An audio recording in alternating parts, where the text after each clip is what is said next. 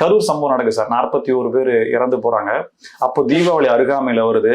தீபாவளி நமக்கு கிடையாது, 41 பேர் மரணத்திற்கு நம்ம அஞ்சலி செலுத்தணும், நமக்கு தீபாவளி கிடையாதுன்னு சொல்லி விஜய் சொல்றாரு.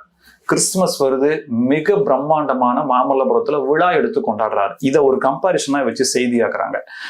இப்போ கொஞ்ச நாள் போச்சு அப்படின்னா அந்த துக்கம் போயிடுமா அப்படிங்கறது ஒரு வாதமா எடுத்துக்கொண்டாலும், விஜய் என்ன மாதிரியான மனநிலையில அரசியலை செய்கிறார், அணுகுகிறார் அப்படின்ற கேள்வி வருது இங்க. இப்போ சாதாரணமாவே ஒரு வீட்டுல ஒரு துக்க நிகழ்ச்சி நடந்து விட்டாலே ஒரு வருஷமாவது கட்டாயம் அந்த துக்க காலங்கள் இருக்கு. காரியம்னு சொல்லுவாங்க. அந்த திதி எப்ப வருதோ அப்ப செய்வாங்க. அந்த திதி முடிஞ்ச பிற்பாடுதான் அடுத்த நல் காரியங்களே செய்வார்கள். தீட்டு போகும்னு சொல்லுவாங்க. இதுதான் முறை.